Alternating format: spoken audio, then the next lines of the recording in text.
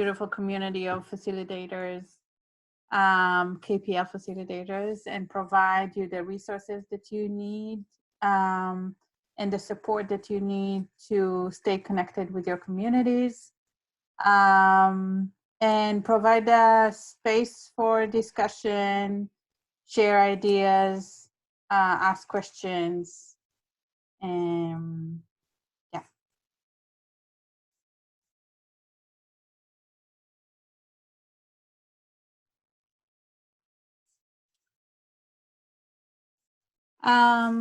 The agenda for today, we'll go over the objectives, and we'll talk a little bit about COVID-19 updates and the KPL Groups updates. We're mainly going to talk today about self-care, as Nicole mentioned, and we'll share some resources and activities, and we'll have some time to share at the end and ask questions.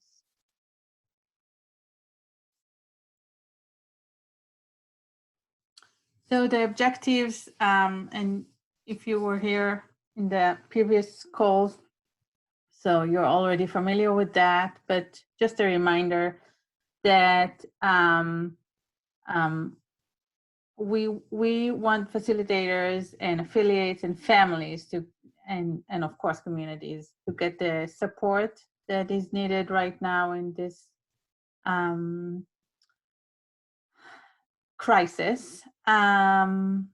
Of course, give you updated information and ways to stay informed and inform their communities and the families that you are connected with. Learn some more about COVID-19. This is an evolving situation that changes all the time. A lot of information, and we would like to share some updates and focus on our community strengths, of course.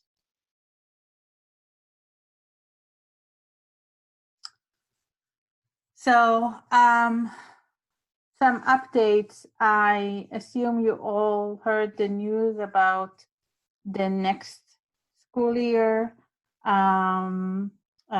this school year, and actually opening the schools only in the next school year. I think it has a lot of effect on our families that needs right now to process this information and think how are they adjusting to this idea that kids are not going to go back to school until September, actually.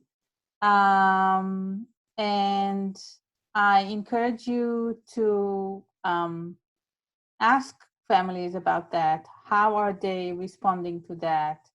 How are they gonna handle this situation when maybe the adults will need to go back to work, but school is still gonna be out? And I know that in all school districts, they are trying to apply the online schooling. Some have more success than others, but all of them want the kids, the children, to stay connected and keep the learning, even if they're home.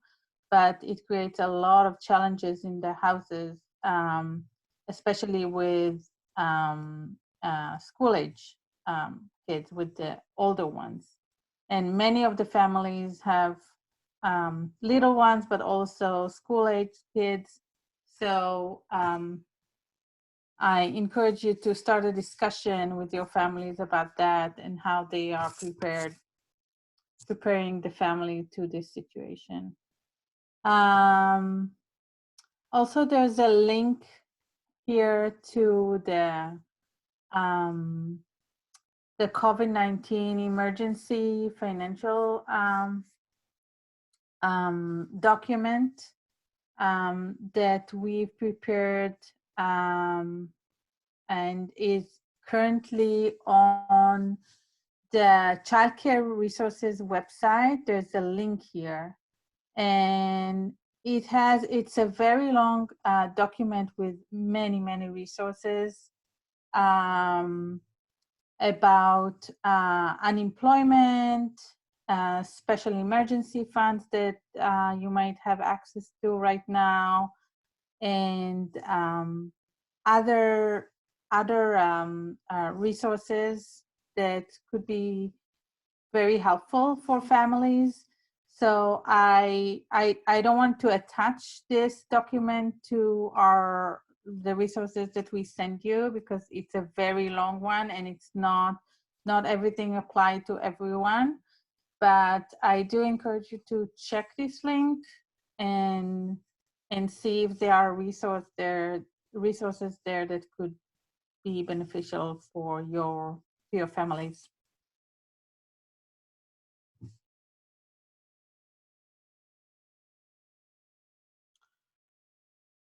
We talked a little bit last week about KPL Groups updates and the need that is coming up right now about revising the scope of work, because all of our work had changed in the last few months and probably will stay like that for the next few months. And we talked about different type of tracking and of attendance and hours. And Zainab explained a little bit more about that. We prepared a survey monkey to all of you that you can update the reporting and attendance on this survey monkey link. We're not sending it out yet because we are still waiting to hear from some funders about their requirement for attendance and hours and reporting, because we want everything to be aligned and not to have different requirements from to different affiliates. So right now we're waiting, and we will probably talk about it more in the webinar next week and actually show you the survey monkey, how it looks like and what are the questions that we're asking, and ask, of course, for your feedback. So this will be, Zainab will talk about it more next week. And yeah, this is the update that I have right now. We're not sending it yet, but we will send it in the next few days. Again, closures and continuing groups. I think most of the groups are already closed, but those who are still operating, please check the safe and healthy practices. This is a link that you can use just to make sure that the space is safe.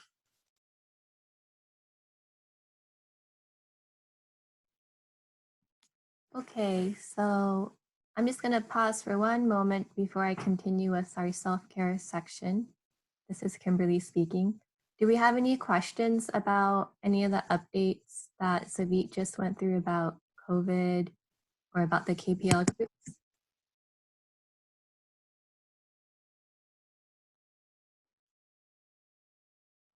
Okay, well, if you do think of something, this is definitely an open conversation. So feel free to bring it up later or chat in the chat box. So today's topic is on self-care, and this is based on feedback that we received from some of our affiliates. They wanted a space to talk about this topic, which is a really important topic in general, and even more important during this time of the pandemic. And we really want to make sure that you have all the support you need for anything Kaleidoscope Playland related. But we also want to make sure that in general, you have the support and resources you need to be healthy and well, and to make sure that other people in your life, including kids, also have the support they need to be healthy and well during this time too. So today we'll talk about self-care in general for adults, and then also self-care for children and how we need to develop these skills for ourselves, but also guide children in developing these skills when they're young too. Because if we build a foundation when they are younger, these skills can last a lifetime. So the next thing we will talk about to get started is just simply defining self-care. And I think that this will mean similar, but maybe sometimes different things for everyone. So does anyone want to share what they think self-care is or what it means to them? I will. Thank you. You're welcome. I think self-care is doing things that you know will make you feel good about yourself.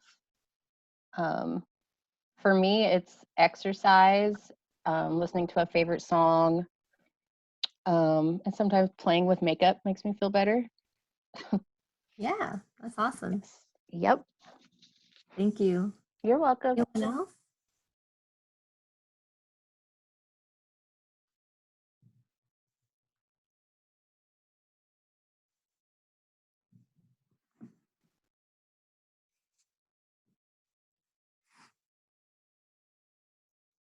I can go. This is Teresa.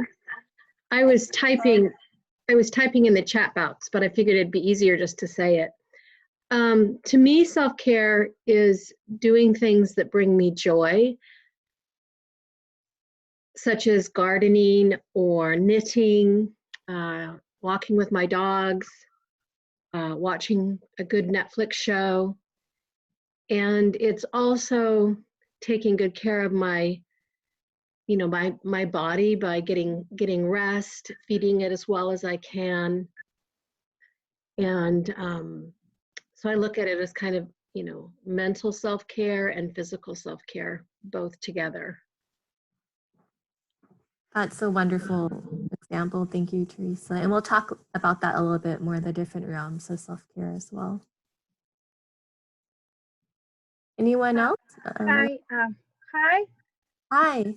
Hi, this is Lorena Ortega. So for me, self-care is to do something for myself, to take care about me, and is to do something like I enjoy, Yeah. and especially in this time that it is difficult for everybody. So for me, is to do exercise, watch movies, and pray, to do many things that I enjoy and to make me feel good, and to be good, to share the what I know that I'm made me feel good. And I used to watch videos that makes me to think, to reflect, and sometimes I share those videos. If I see that those are good, I share those with my friends. So that is to take about yourself, and you can take about others too. Thank you. Thank you. So I noticed a few common themes in the responses we just got is that self-care is doing something that you enjoy. It brings you joy. And that is definitely really important. And on the next slide, Nicole, if you could switch it, we have some notes, and I just wanted to read a definition of what self-care is. There are definitely many types of definitions out there. I think the main point is to get a general idea of what it is and just figure out what self-care means to you and what is for you. I think that's the most important part. But a definition that we did find is that self-care is the practice of taking action to preserve or improve one's health. Self-care is the intentional care of one's mental, physical, and emotional health through everyday activities and practices. So again, those activities and practices are things that you enjoy and that bring you joy. So it's not going to be necessarily something that you don't like. So if you know that a lot of people do self-care by exercising, by going on a jog every day, and you try that, but you just hate that, that's maybe not going to be the greatest self-care for you. So it really is about finding what works for you. I did want to make a mention on the definition I just read about mental, physical, and emotional health. So often mental health and emotional health get confused sometimes. People confuse them. Sometimes they're used interchangeably. Physical health is pretty obvious. It's moving our bodies, it's being active, it's taking care of our physical bodies. Mental health relates to how we process information, and emotional health relates to how we express our feelings related to the information we processed. So those are two different things right there. And I think it's important to know the difference. So if you can go to the next slide, Nicole. Sure. I just wanted to mention something real quick, Yeah. Kimberly. I noticed in this picture that it says therapists. And so I think that that's something that, you know, we don't talk about a lot, people don't talk about, but I think that is definitely a form of self-care too, or when people see therapists just because they want to practice their own self-care and maybe talk to a professional about, you know, new ways to practice self-care and how to keep our minds and our bodies healthy. So I just wanted to mention that too. Yes, thank you. And the next slide. So like we already started talking about with the mental health and emotional health and physical health, there are many different types of self-care, and they're just so many. So we took a few visuals to help represent this. This image shows 4 different types of self-care. One of them being physical, which is represented by the shoe. Another one is being the little rain cloud to represent emotional health. The next one is like a text bubble to represent social. And the last one is spiritual. So for the realm, that can really be connecting with people and talking to loved ones. That could be self-care. It can also be taking a break from being social as well, depending on what you need. And then spiritual self-care could be anything related to praying, practicing meditation, being with your community, whatever it is that you believe. That's going to look different for different people. So on the next slide is another example of what types of self-care there are out there. And I really like this wheel because I think there are some types of self-care on this image that we don't typically think about. There are 8 of them in this image. One of them is emotive, how we express ourselves. Another one is luminescent, how we illuminate our inner truth. And I really like that one because often I think self-care discussions go toward like mental health, physical health. But this one is different. I see this one as staying true to yourself. Like do what you care about, be who you are, and do what you believe in. So an example of this would be like someone who volunteers for a cause they believe in, or when you work for an employer that has the same mission and values as you do. All those things are really important in maintaining your self-care. There's also on here financial health, how we allocate our resources, cognitive health, how we think, aptitudinal, how we contribute to the world, relational, how we connect with others, environmental, how we harmonize with nature, systemic, how we eat, move, and rest. These are all very, very different realms, but all really important. And I think at the end of this webinar, or even right now, I really encourage you to take a moment to think about what your self-care routine is. And maybe there may be a realm on here that you invest a lot of time in. Maybe it's relational, how you connect with others. And maybe there's another aspect that you may want to spend more time doing, like being more active or eating healthier, or thinking about your contribution to the world, or whatever it may be, excuse me. It's just a good way to assess kind of where a self-care routine is and what you may need to change or refine. Does anyone have any questions about this?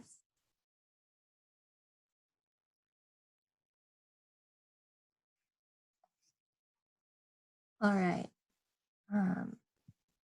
Moving forward. So why do we need self-care? So we made this little diagram to kind of help represent everything that possibly all of you facilitators have going on in your minds right now. So that includes, navigating Kaleidoscope Play and Learn in a very challenging and unpredictable and uncertain time, and maybe adapting and learning new skills to serve the communities that you're helping. Maybe you're thinking about kids at home. If you have kids at home and now you're homeschooling them on top of working, you're thinking about health, you're adjusting to the changes in our society. Maybe you have many, many other concerns on your mind right now. And we just wanted to acknowledge that we definitely realize this. And we want to make sure that you feel like you have the support and tools you need to get through this time. So on our next slide are a few reasons why we need self-care. But before we go through all of them, does anyone want to kind of popcorn out why they think we need self-care? The first one being to prevent burnout, which is on the slide, but for any other reasons.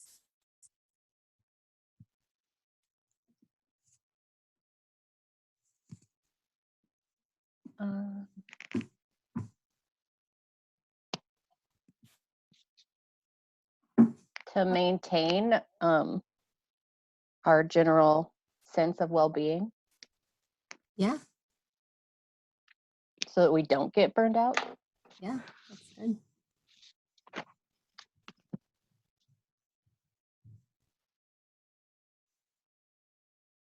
Maybe Nicole, I think if you click the other ones should come up. Yeah, perfect.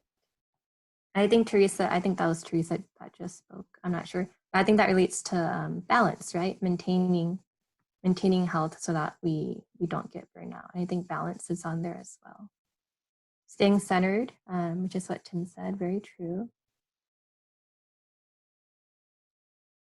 So here some of the reasons why we have a need to do self-care for ourselves is to recharge when we're exhausted, to maintain our focus, to reduce stress, to be productive, to be healthy, to prevent burnout, to keep a balance in our lives. This is all really important. And something that I want to mention as well is that self-care it's very, very important right now, considering what's going on in the world. And it should be implemented and done when something stressful is happening. But it's something that should be done all the time, at any time anyway. So not just as a response when something negative happens, but it should be a regular routine that we have in our lives that we practice, so that when something does happen that's stressful, we've already been practicing self-care all along. And this will help mitigate any large amounts of stress that may come along our way. So it's really important to think about that. And I think this is a really great time to assess our self-care routine. And maybe before we weren't thinking about it as much, or it could be refined, but in this moment of current events, it's a good time to look at it again. And on the next slide, I had some time to talk a little bit about, there you go, about what you all do for self-care. And I think a few of you already mentioned it in the beginning, some really great ideas. But I just want to give a little bit more time to talk about what you all enjoy doing for self-care, exchange some ideas. And if you'd like to talk about how this pandemic has affected your self-care routine, maybe you've changed it a little bit, maybe you've changed it a lot, maybe you've had to adapt it for self-care at home now because now many people are stuck at home. Anything you'd like to share related to this, please feel free.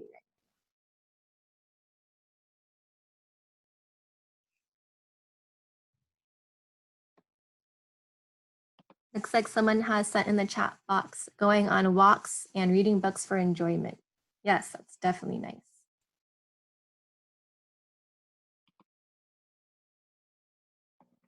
For me, I had to turn my garage into a workout area so I could get exercise. But I had just bought a gym membership right before this all happened, so that changed real fast. And I think that's really important right now, especially those that are at home working and are at home all the time now. It's really important to go outside, even if it's just for a little walk, or even just leaving your workspace to go to your garage to work out. Like, that's great too. Digging in the dirt in my garden.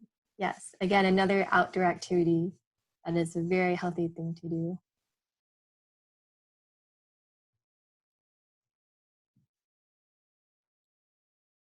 Anyone else? Has anyone like added to their self-care routine to adapt to the changes in society right now, or because they're at home? It looks like Julie has said mindfulness exercises and meditation. There are a lot of online plus some apps. Yes, I definitely have heard about a lot more like yoga classes and meditation class options online now that are being offered, sometimes through gyms or free apps that you can make use of. For me, another thing I did is I had to create, or I didn't have to, but I created like a calendar for myself so that I could still feel like I have some sense of schedule and control and order. So, you know, it's a loose calendar, but it helps me to feel like I'm contained within something during this time of having everything uprooted. So for me, having a physical paper calendar that I can, you know, write things on and cross things off, even though a lot of it is empty, but that's helped me feel like there's still some roots to my day to day. Thank you. That's great. Yeah, I think everyone has their own little thing that maybe they do during this time to take care of themselves. And it's the small things that matter, they add up. It looks like someone has said being grateful, not taking anything for granted in the chat box. That's a great idea as well. Even like writing down what you're grateful for every day or just thinking about it. Someone says, Connie, I spend more time hiding in her bath. I spend more time hiding in my bathroom alone for alone time. That's important. It's important to get alone time and quiet time. Downtime is really important for everyone's health as well. I think for me, it's been being outside, like just sitting outside with my laptop and my dog and just working outside. Yeah. I come in and I just feel so much better. Like just being out there, even for a short period of time, it just feels really good. It looks like also someone said dancing and gratitude journaling. Definitely. A great way to express your emotions and feelings this time is to journal. I think for me to take care of myself during this time is, because I'm working from home now, is separating my personal and work life. So having a space where I only do my work from home and having that separate from the other things I do at home. And then just small things like getting dressed every day, even though, you know, I'm not leaving the house to go to work instead of staying in my pajamas. Like having that sense of normalcy has definitely helped me. So I've adjusted kind of the little things I do for self-care every day, because typically I don't need to do those things, but with everything that's going on recently and the changes to our world, I've had to make some amendments. Brooke has said that a large part of her self-care is being with loved ones, doing video chats with family and friends, and Zumba. Yes, awesome.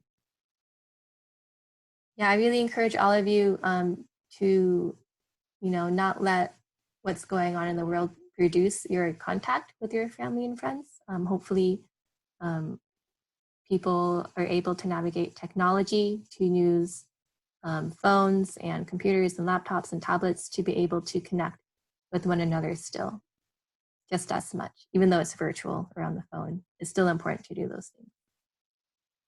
We've got another suggestion in the inbox to take time to pray and do exercise. Yes. It's a great combination for the spirit and mind and body, praying and exercising. These are great ideas. Anyone else? I think the next few slides, they're just some lists and images of various ideas. And I think most of you all have given some examples of them already. But for instance, getting plenty of sleep, enjoying the sunshine, cooking, writing, drawing, cuddling with pets, walking, biking, reading, gardening, talking to people, getting hugs. You can only do like virtual hugs now, but it's still a hug. Create and make something. Someone just add that in the chat box as well, definitely. Crafts are a great time. Great idea to do that right now too. I think on the next slide, Nicole, there's another set of lists. These are things we just wanted to share with you. We really encourage you too, if you have a list of things that you want to try for self-care that you do, it doesn't hurt to write it down. Just like this, maybe like every day you do 10 minutes of something or whatever it is, just to get your mind wrapped around your self-care routine and to establish it. That can help make a good foundation for it. And the next slide, again, just some self-care related images about how before we serve the communities we serve and our families and our children and whatnot, we need to make sure that we're taking care of ourselves first. So we can't really give anything to others if our cup isn't full first. So we need to make sure that our cup is full first before we fill someone else's cup.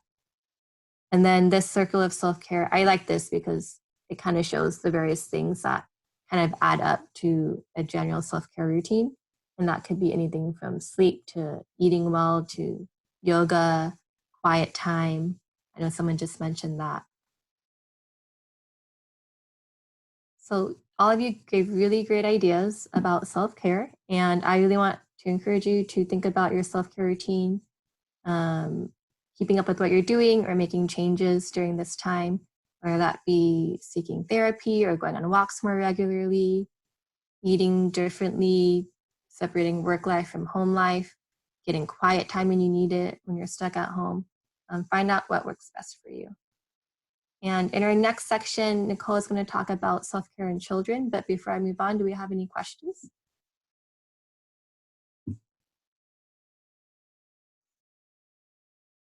Oh, it looks like someone, sorry, I'm trying to check the chat box too, has said, waking up and going to bed at the same time, eating breakfast, lunch, and dinner, showering, yoga, and getting outside every day. Yes, that sounds like a great routine.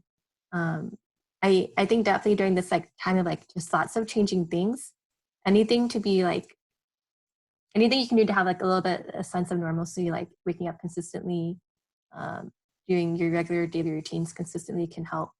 Even if your environment has changed, like you're working from home, those things matter. Someone has added, it is okay to cry if you need to. Most definitely. It is okay to be emotional and sad and crying if we feel like we need to during this time or at any time at all. Thank you for saying that, Sue. I love that. I think Yeah, I love that too. I just remember when all of this stuff started happening and just, you know, doing yoga, and I just found myself kind of crying. And you know what? It felt really good. And I had to remind myself that that's okay. You know, I'm practicing self-care by doing this, and it's making me feel really good right now. So thank you for saying that. It's important to let the emotions run, whether it's sadness or frustration or fear or whatever it is. We need to let ourselves feel them and just let them run through our bodies. And I'm looking at the comments and questions and things in the chat box, and I missed one, and I apologize for that. Someone has brought up how to care about the sadness of a lost loved one suddenly, or when you cannot visit a family member who is sick and cannot contact them, and so on. So that's really hard to deal with as well during this time. We have people that we see regularly that we cannot see anymore. We have people that we want to see, but we can't because we may be ill or they may be ill. During this time, people have lost people as well. And it's definitely very challenging, and it's definitely okay to be emotional and to cry if you need to, and to also seek help when you feel like you need it in whatever way that is, if that's reaching out to a friend or seeking out to a professional, or having alone time. Those are all really important things to do. Thank you for this discussion. All you are so engaged. I really appreciate it. Thank you, Kim. Mm-hmm. Okay, we're going to talk a little bit about teaching kids self-care. So I'm wondering, how could you explain self-care to a child? I don't know if y'all have any ideas or you have experience with this, but we would love to hear your comments or questions about this.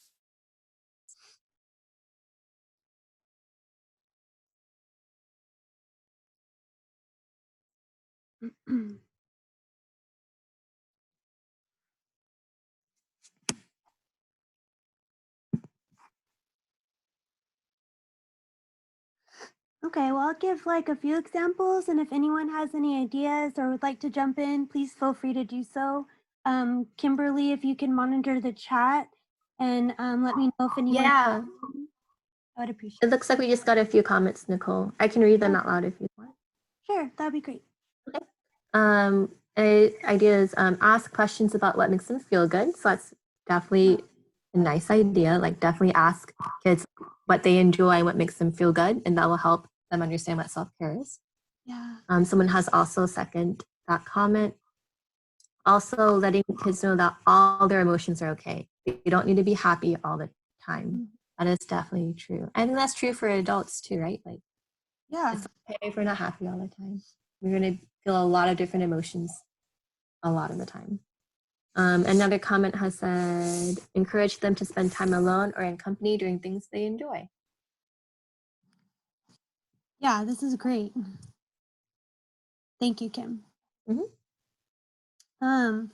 I think also just talking about being kind to yourself, being kind to your body, what that looks like, maybe eating foods that are good for our bodies, giving our bodies good sleep, expressing how you're feeling, even, you know, if they're upset or sad or happy, just talking about it, you know. I think this really gets into social emotional development, and letting those feelings be okay, like someone mentioned. Like, it's okay to feel upset right now. It's okay to feel sad right now. And I'm sure children everywhere are just having so many different emotions right now. And so just opening the door and letting them know it's okay to talk about it. And really just expressing how they're feeling and what to do with those feelings. Offering some choices, some things that they can do to kind of express those feelings. We have a few other people that chimed in, Nicole. Thank you. I'll read you the comments. Teresa said, I think they also learn by watching their grown-ups take good care of themselves. Yes. Say to a child, I am going to the bathroom to have some alone time because taking care of myself is important. For example. Excellent example. Another one has said, modeling good and positive behavior about the situation. So very similar to role modeling. Teaching them to eat healthy. We have other suggestions like storybooks and songs. And Vivi has said, many kids are introduced with mindfulness at school, and we need to encourage them to use these tools at home when needed. So that's a great point, is connecting what kids are learning at school about how to take care of themselves to like the home life. Yeah, I like that. Also, self-care skills are great to develop at a young age. These types of things that they learn at a very young age will take them a long way as adults and as they get older and just grow up. Being able to express their needs, you know, and taking care of themselves is just so important. Move on to the next slide.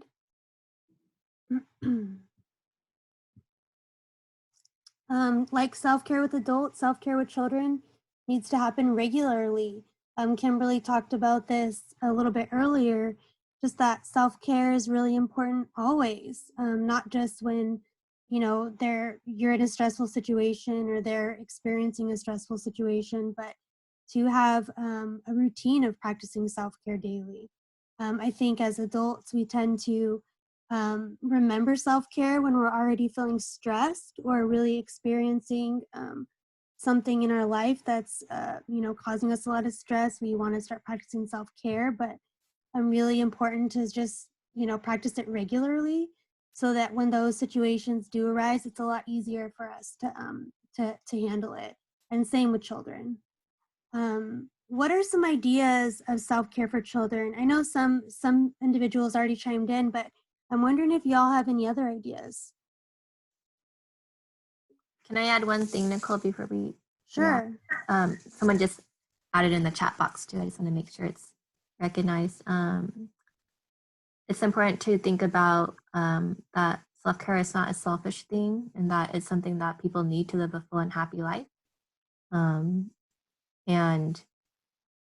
It's also, because it is important to not only talk about it as something to do so you can be available for So I think there's a balance of like taking care of yourself, but being available for other people when you need support, and also realizing that like when you're doing self-care, you're not necessarily taking away from other people, and that you need to help yourself first too. And I think those are all really important things to keep in mind. I know we said that already, but it's good to reiterate again. It is. Self-care is definitely not selfish. I'm glad you made that comment, because it just means that we care about ourselves, and we have to care about ourselves and fill up our glass to be able to help others. And so I just think that, yeah, that is super important and not selfish at all. This is Brooke. Hi, Brooke. I just wanted to add that I think a lot of times, especially in like helping professions or caregiving professions, we talk about self-care in a context of, I do this so I can be at the service of others, or I take care of myself so that I can take care of others. And I think that just personally, I was taught that as a kid, and I saw my parents kind of take more of a like martyr role, like I'm gonna sacrifice all of this so that you can have. And I think that that's a big burden on parents, it's a big burden on kids. And so like I think by taking care of ourselves, like our cup can overflow, but even if it doesn't overflow to others, like that's okay too. And so I just feel like I wish that I would have learned that at a younger age, that like it's not something that I have to do so that I can give to others. It's something that I can do so that I can be healthy. Thank you for saying that, Brooke. Hi, this is Julie, and yeah, I love hearing these ideas, and I'm also thinking a little bit about how I know for me it's important to remember that children are children also, and they're not little adults in terms of how we set out expectations for them, and that sometimes they need that place and space to have their big cry or their tantrum, and that's actually self-care too. Right, thank you. That to help remind them that they're okay, that you're so glad to be with them, that they have big feelings and their big feelings are fine. Because I think as adults, that's something I see generally we struggle with, is to have our own feelings. And so sometimes I think when we're stressed, it's harder to let our children have feelings. They have to be in certain, they have to happen in certain ways, right? So that they're safe. But I think that's also important for them to get to be little ones who are struggling and maybe not having the words to explain it. Right. Thank you, Julie. That is very important. I totally agree. Yeah. And we have some responses to your question, Nicole, in the chat box about ideas for kids. Someone has said to allow children free time to play, to create on their own terms, acknowledge their feelings, and let them know they matter. Another response is, I think teaching kids to keep a gratitude journal would be great. If they can't write it, it could be something you verbally ask them.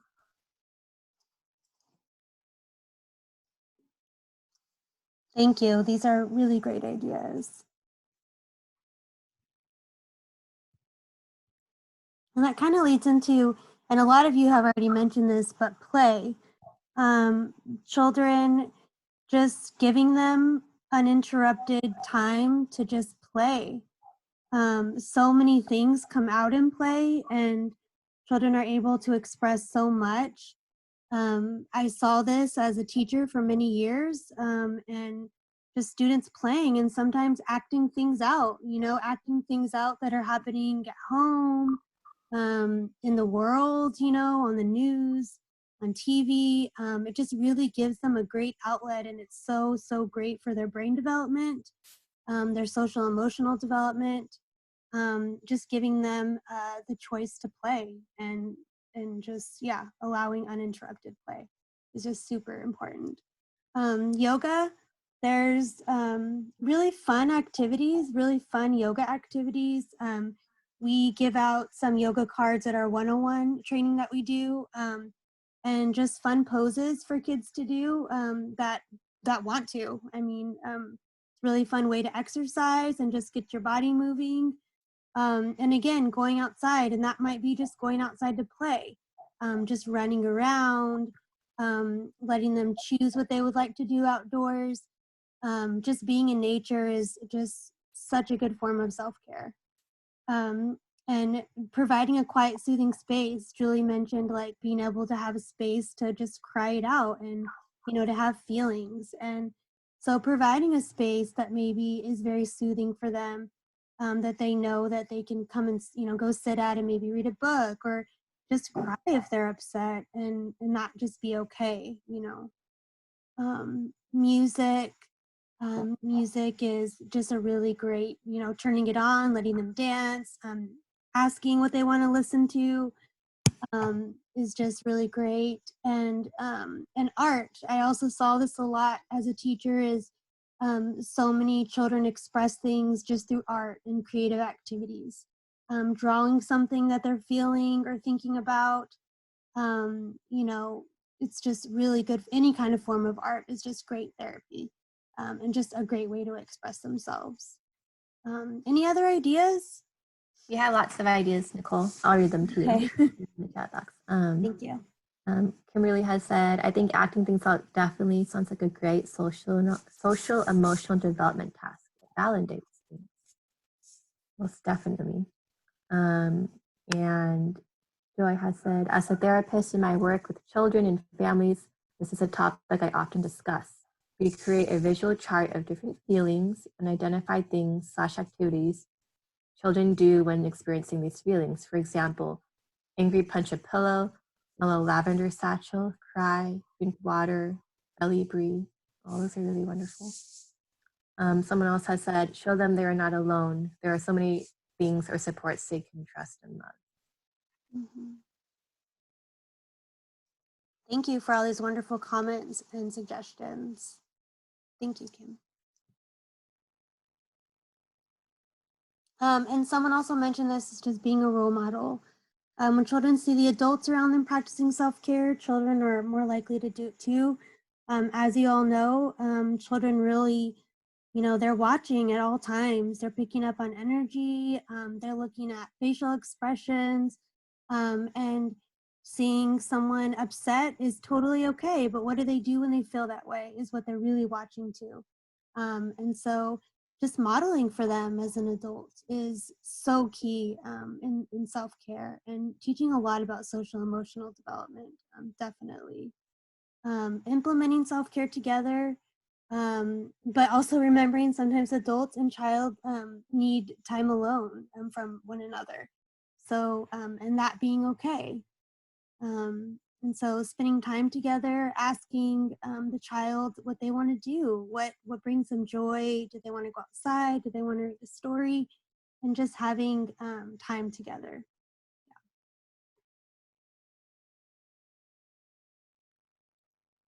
And we have some resources that we wanted to share with you all. Again, these will be in the follow-up email. And this, we will send this in a PDF form as well. So just more resources on self-care. And then also some videos. We did a webinar, a KPL webinar on self-care. So which had some of the same slides, but not all of them. And we had some videos in there, how stress affects your brain, a self-care action plan, and then some readings of where we got some of the information. Also, Nicole, Isis has shared a link in the chat box. It's the YMCA link for like free online yoga classes for everyone, including children and adults. So definitely, everyone feel free to check that out if that's something that you're interested in. Awesome, thank you. Yeah, there's a ton. One thing I've noticed recently is there's just a ton of free yoga classes online, classes of all sorts really, but I have been seeing a ton of yoga classes for children and adults, which is awesome. Does anyone have any questions or comments before we move on?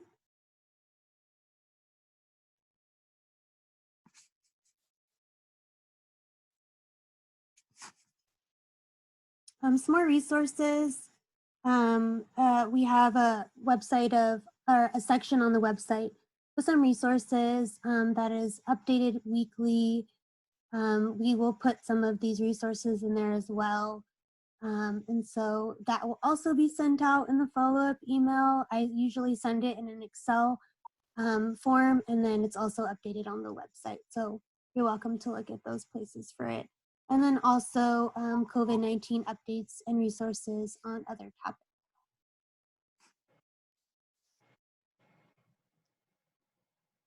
I wanted to go into some of the activities.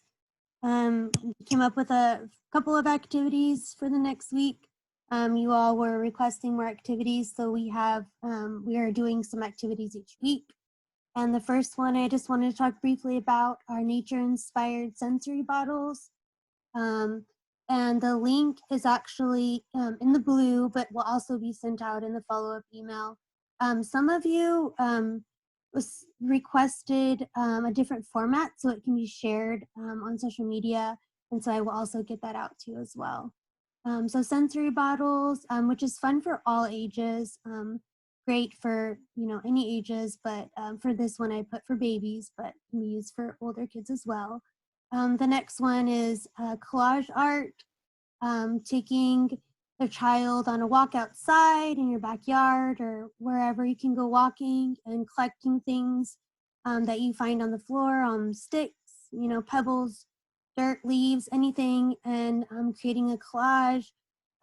Lots of you talked about just being outdoors for self-care, so this kind of goes along with all of that. You won't need a ton of things for this activity. If you do not have glue, there is a recipe on how to make glue out of flour and water. So that will also be in the follow-up email. And then just some other suggestions. If you don't have paper, cardboard can also be used for that activity. And then this is the other form it'll look that I'll send out. It'll look like this. The book that we are suggesting this week is In My Heart. This is a really great book about feelings, and you can watch it on YouTube, and I will also send out that link. This is one of my favorites. It goes through a lot of different feelings and what the character does with those feelings and what they feel like, really. And so that is our book for the week. We have some comments, Nicole. Okay. Greg has suggested that it could be fun for families to build a self-care hour into their daily routine. Yeah. Wonderful idea. And I like that. Using the activities Nicole just talked about. Self-care could be whatever they want for that hour, and that'd be really cool. And let's see, folks like the activities you just discussed and want to share that with the families. They like how it's simple and it could be done at home. Mm-hmm. And Tim has also recommended an activity idea doing chalk art and playing with stuffies. It's great. Like it. Just some more comments on how these topics are something that they're enjoying and they want to share with families. A lot of families served are in low budget, and using at-home items will be great. Yeah, most definitely. It's definitely something we want to also just promote in general all the time, even during times when KPL may be not happening or virtual, when it is happening in person. We always want to be promoting things that caregivers can do at home with children, and that they don't need expensive materials or certain education backgrounds to be able to promote their child's learning. It can be all very simple and accessible and always done at home. And it looks like Joy knows In My Heart already, and that is a great book that she uses with families as well. I love this book. Yeah, it's great. Yeah, we are, we're really trying to, every activity that we suggest, we do really want to make sure that that families and caregivers are able to do these things at home and try to put in some alternatives to like certain materials in case they don't have the things that are listed.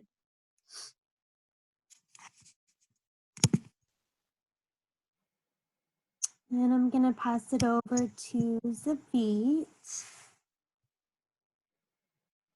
Thank you, Nicole and Kim, for this awesome presentation. I think it could be really useful. All the tips and resources to our families and that we are supporting, and to ourselves. That's really awesome. Thank you. Nicole, could you please? Yeah. Okay. A time that we saved for some sharing, questions, ideas,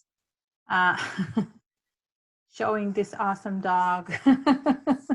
Thank you, team, for showing. And just an open discussion about what you think is worth sharing or asking. Specifically, we would love to hear more about families' needs and how do they participate in what you're sharing with them, and new different ways to support family and participants.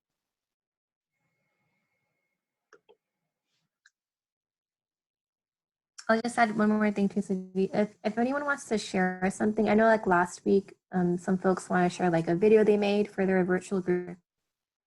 I don't know, like a website you want to share. We can do that on our end, Zoom, and share that on our screen so everyone can see it. So if you're interested in that, just send it to us in the chat box, and we can share that with you as your.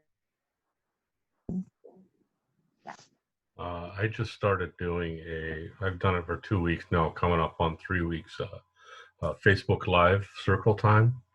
So I've set up a Facebook page, Toddler Time with Tim, Teacher Tim, and then on Thursdays at 10, we do a circle time on Facebook Live. And I've had probably, of the 30 participants in my 3 groups, had about 7 regulars kind of show up. And also on Friday, one of the moms suggested that one of the toddlers wanted to see their friends. So I'm going to attempt a Zoom call so the kids can see each other. One of the dads that I have a dads and toddlers class, said his daughter has a hard time with the Zoom calls because she doesn't understand the concept of being muted, because she likes to talk and wants to show everything. So he's trying to reach out to the others, and this is just between themselves, to set up a time where the kids can just kind of, everybody can be together, maybe in a type of a phone call, just showing their favorite dolls or playing together virtually, seeing each other play. So that's one of the things we're doing. This is great. This is a great idea to do the live circle time. I'm sure they really appreciate it. I think it's so sweet the kids want to see their friends too. Yeah. Yeah. That's awesome. You're doing that, Tim.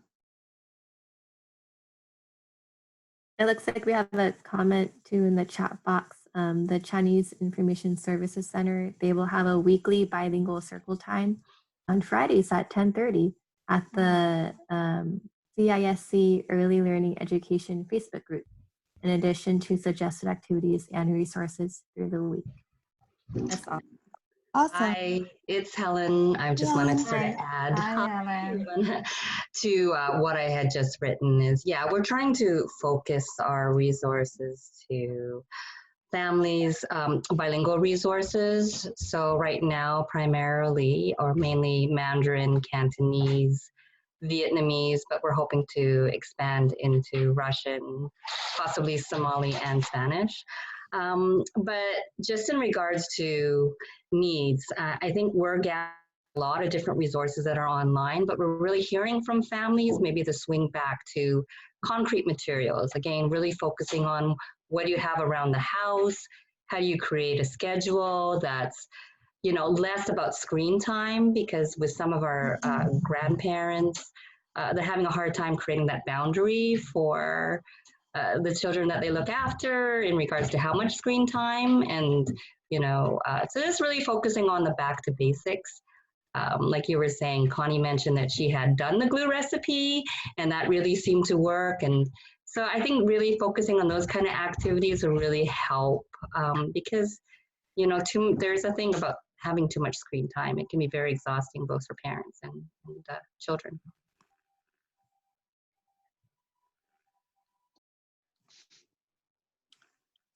Also, Tim is saying if anyone has ideas for Zoom or virtual circle times, please share.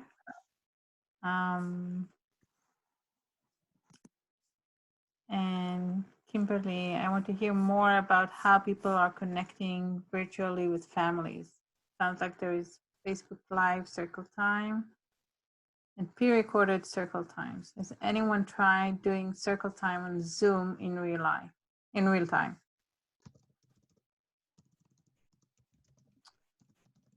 Do you have any experience with circle time on Zoom?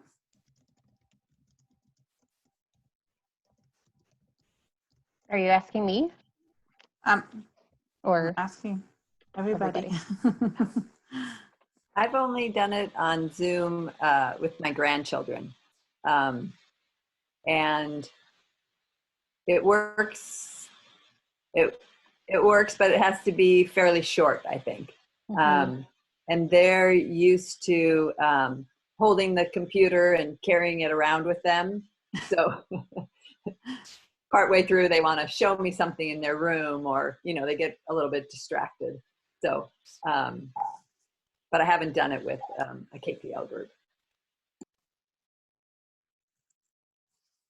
I think it'd be interesting. I don't know if others have tried this to really lean into like the fact that these kids are at home and they have access to other home things. So maybe like every week, child and caregiver can bring something to the Zoom call, like maybe a pot and a spoon, and then the kids can, bang on it while you're singing. And the next week, maybe everyone brings like their favorite stuffed animal, and then all the kids can see their friends or their stuffed animals. Just kind of make like a little theme every week where the child can bring something to the Zoom call that's special and share that with everyone else. I think it might make it like a little bit more fun, because maybe that might be more difficult to do when groups meet physically. But since they're already at home and they're, in their bedroom already or in their kitchen, they're able to participate like that.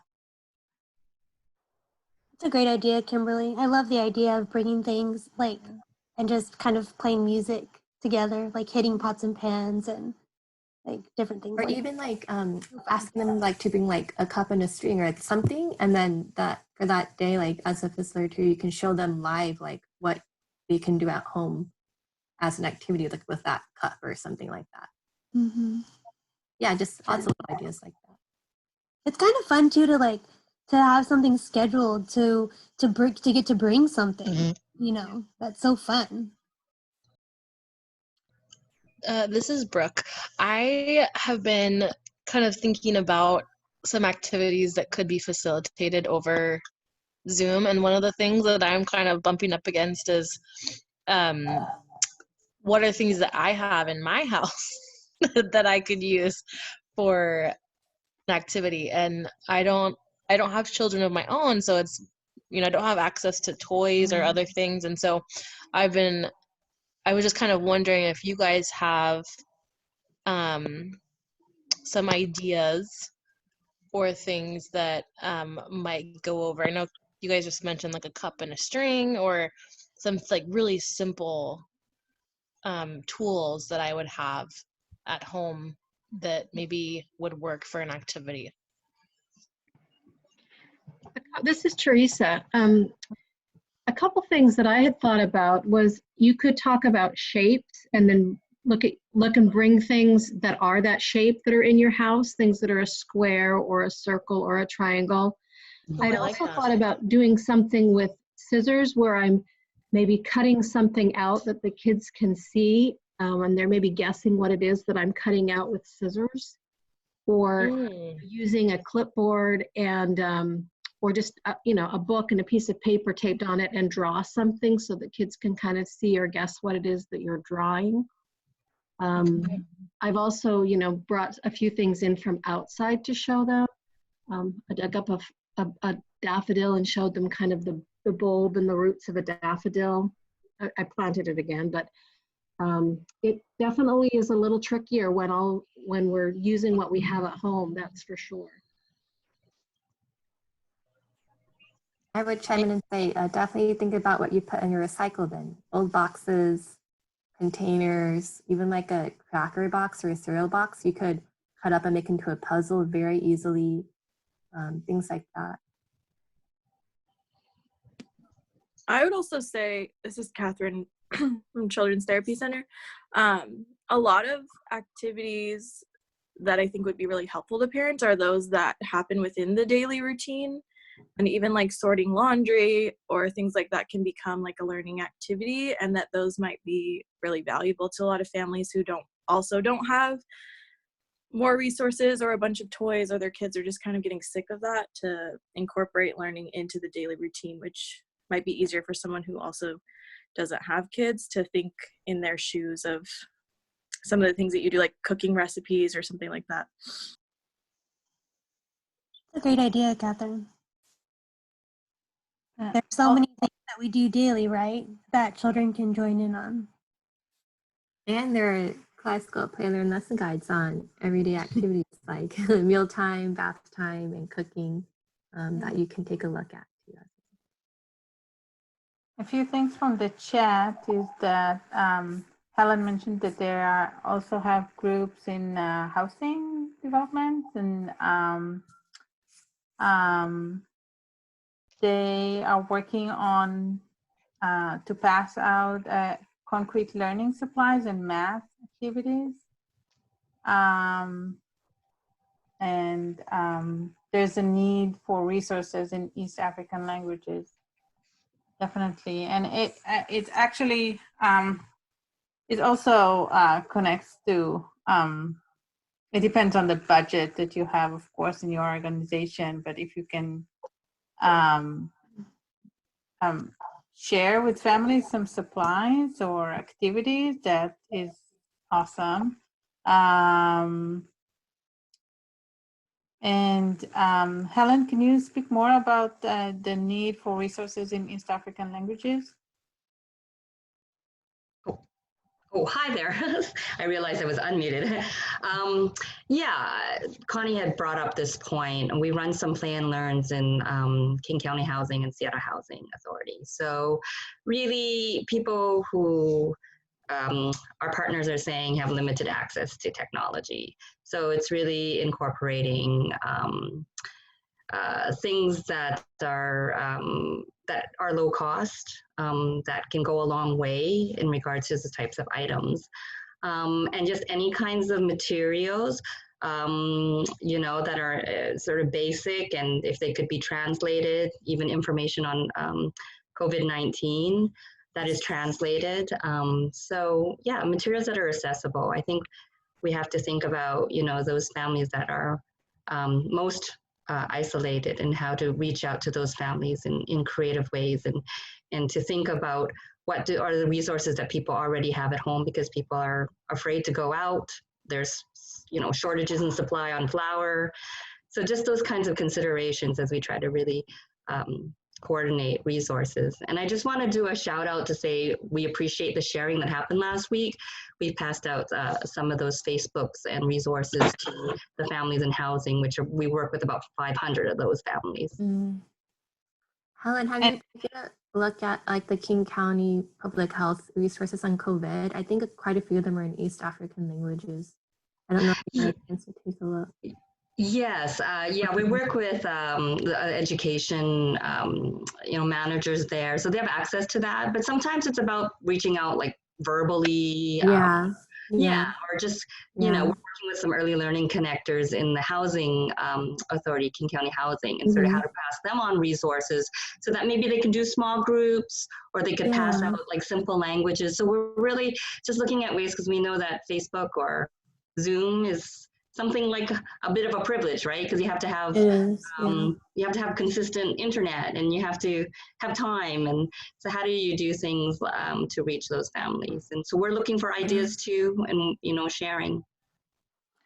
And Helen, I want to mention that if there are any KPL resources that think that would need to be translated, just let us know. That's great. Thank you, Zivi. Be happy to do that. Wonderful. Thank you so much. Tim has suggested a virtual snack on Zoom, and I think that's a really cute idea to eat together but virtually. I Love think that it's idea. still a bonding experience, different than eating in person, but still a bonding experience nonetheless.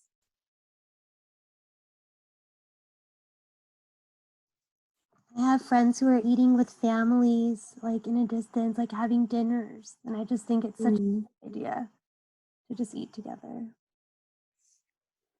Even if it is on Zoom.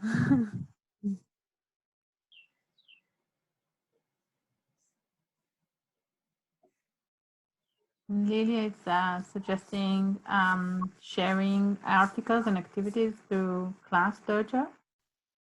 It's a free website, and each parent receives an individual code. When teachers post a story, all participants can see. That's interesting. I'm not familiar with this website.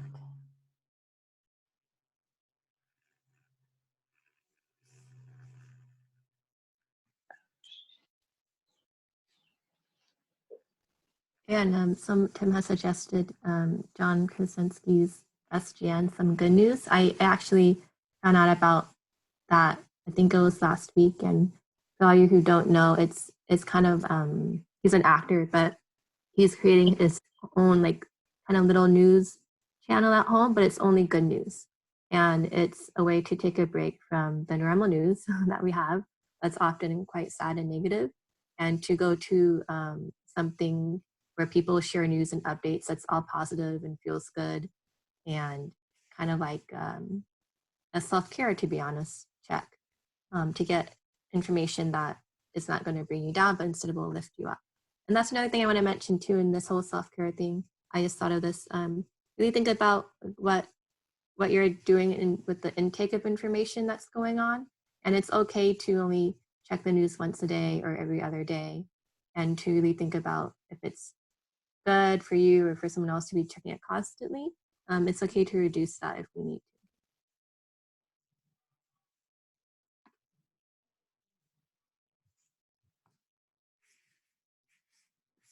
Hello. Hi. Is that Connie? Hi, Nicole. Hi, everyone. Hi, It's Connie from Hi. CISC. So I want to add more something after Helen talking about our like housing. We're serving about like a lot of king housing families, and we have like KPL in their site. And then I noticed that I think not only the people living in housing in general, like most of the families, they try to be low tech, so they may not have computers, they may not have Wi-Fi, and they may not have a lot of material at home. For example, you think crayon, suppose everyone has it, but actually there's a lot of family doesn't have crayons. They doesn't really have glue or even scissors. Like scissors for adults, they do have it, but not for kids.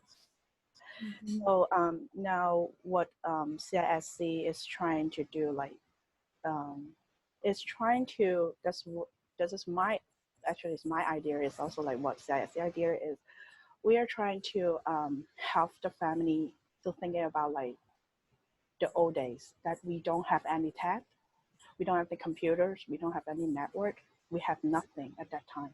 So what you guys do when you're a child? So I think this is kind of like help the parents to explore what they have at home handy, so that you can play with the kid. Like for example, I heard a lot like example that, oh, you're doing laundry, and also they can how to figure out how to follow the direction with simple 3-step. Like if you really don't have a computer, how to look for the recipe, you can just really look through the cereal box. There's the recipe over there. They can follow it. This is also the activity. And also when we talking about the self-care and activities we can do in the we are doing right now, we have to also need to think about culturally, because like in I don't know another, I don't really know really well about another culture, but then especially Asian, they are not really not going out. They really stay at home. They don't even go out to their they don't even go out to the balcony, because they really scared about having got virus. So as a CISC, we have to think about we want to get more idea that how to do self-care or activity that if they don't want to go out. So let's say they don't want to go to the park. They don't want, I know government asks that we can go for a walk, whatever, but then some of the culture like Asian, they don't really want to go out because they're scared. So how can we help this group of family if they don't want to go out? They just want to stay home and they got nothing at home, not even Wi-Fi, not even computers, just what they have at the family at home. So how can we help this group of people? I think this group of people is more need help than like in general have Wi-Fi, because they can go on to search for it. But then this group of people is need more like not specific need, it's more like creatively needs for them. That's just I want to say. Thank you. Thank you, Connie.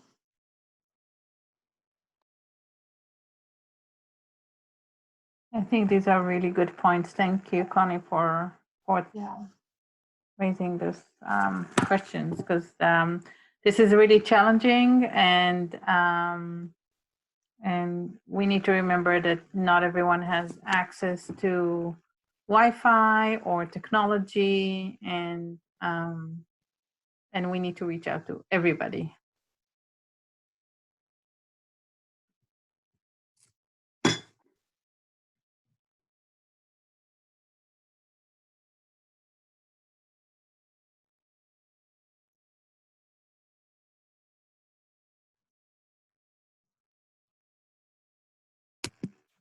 Myra is saying, I've been sending mail packages to some of our families, also calling them first and asking what their needs are.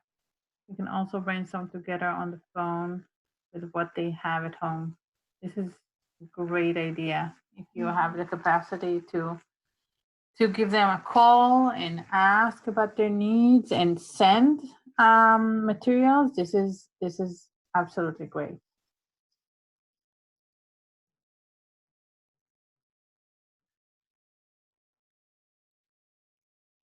And team is reminding us that Xfinity is offering free 12 months of Wi-Fi. Yeah, this is really helpful, but sometimes you don't have the computer or the laptop or whatever iPad, whatever you can use to connect with others. Yeah.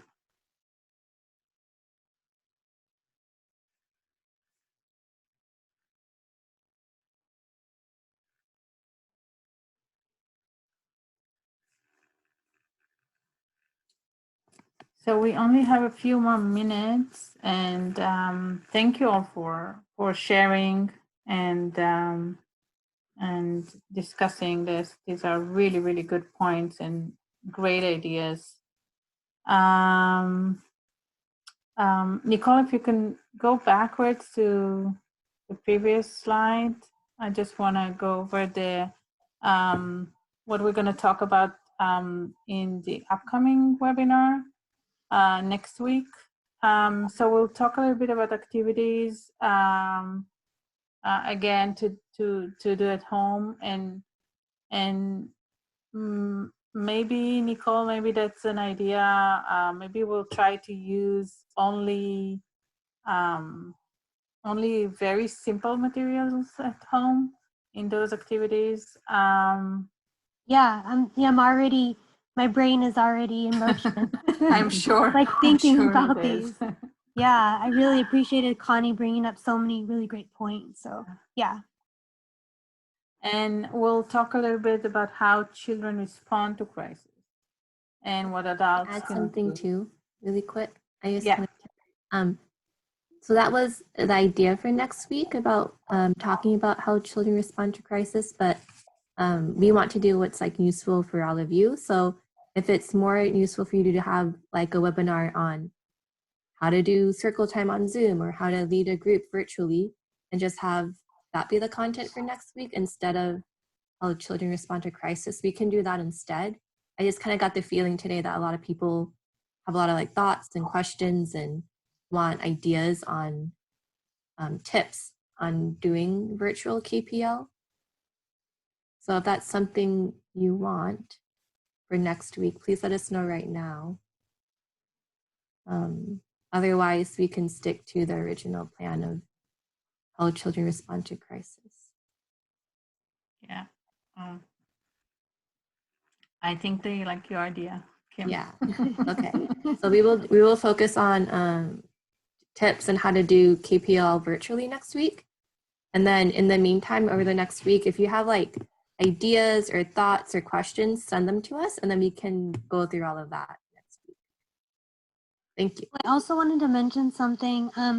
I've gotten several emails, and so has Kim, that you all are not receiving our follow-up email or the registration for the following week. So if for some reason you don't see a follow-up email in the next couple of days, please send us an email, because we usually send that follow-up email either the same day or typically the next day. So please just give us an email, send us an email, and let us know. We're not sure what's, we're investigating the problem.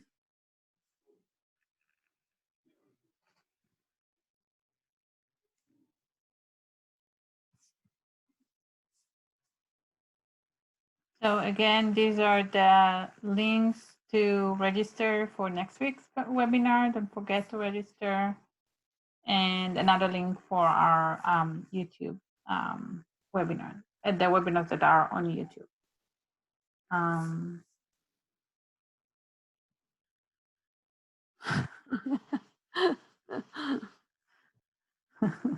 You want to end on a funny note? Yeah. This may be how you feel when you work from home or not. I don't know. That's how I felt at one point. Yeah, I think I felt like that at one point. Yeah. Yeah. Definitely.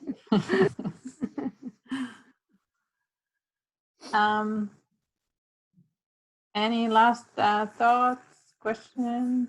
I have a question, or kind of like, I don't know, wondering. A friend of mine has like a 9-month-old baby, and she was saying that one of the things that they've been doing is going for walks, and she loves seeing people and like just seeing people out on walks and their faces and smiling. And my friend was commenting that it's been really hard going on walks because like people aren't waving anymore, or they aren't getting close enough for the baby to see. And just kind of wondering if maybe either today, if there's time, or next week, if maybe we could kind of touch on that for how to support or kind of encourage some ideas for activities, social activities for infants or younger toddlers, just because I think the capacity to understand what's happening is really, really different. But the social need is still there, obviously, because I mean, she's responding to that like what probably feels like a rejection. So I was just kind of wondering if you guys had any initial ideas or kind of thoughts on that for our families with younger babies or toddlers. Wow, this is I don't think if we'll get to answer this question right now, but this is definitely something that we could address next time, or if Yeah. Yeah, next week we could do like part like virtual KPL, how to do that, and then part infants and tots that we could do have like a 2 type of focus webinar. Okay. That's a great point. And I think in general in KPL, I think sometimes we forget about like the infants and toddlers a little bit because they do need special modifications, you know, because of their developmental stage. So that's a great point. Thank you, Brooke. We'll talk about that next week. Okay. Thank you, guys. Kimberly or Nicole or Zvit, do you guys know, I know Encompass does, we take the summer off. Well, it's a little different now, but we don't do our play and learn groups in the summer, and we start up again in September. Do you know when they'll be renewing, or if they'll be renewing the contracts with providers to do play and learn? Do you mean if the contract has expired? Well, I don't know if the contract expires, but I know it's for sometimes it's year to year, whether we have the funding to do the play and learn groups or whether the provider groups get funding. This is a BSK. Oh, okay. Yeah, you're talking about BSK. Some of the groups are BSK funded out of Encompass. Yeah. Right now, I'm not sure if I have the answer for you because we are still waiting for more information from BSK regarding funding. I know that they are working hard on that. And they would love to see the groups continue, all the groups. And this is the goal. I don't know if I answered your questions, but if I will have more information, I'll be happy to share.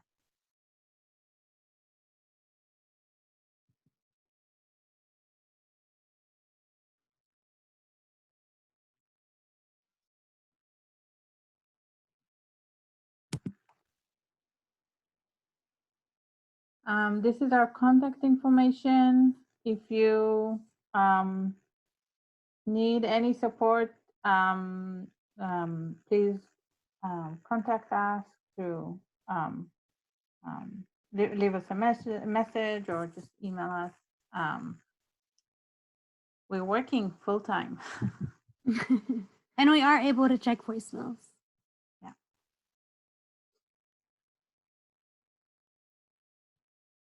Thank you for joining us, everyone. Thank you. Thank you, everyone, and we look forward to our next meeting next week. Thank you.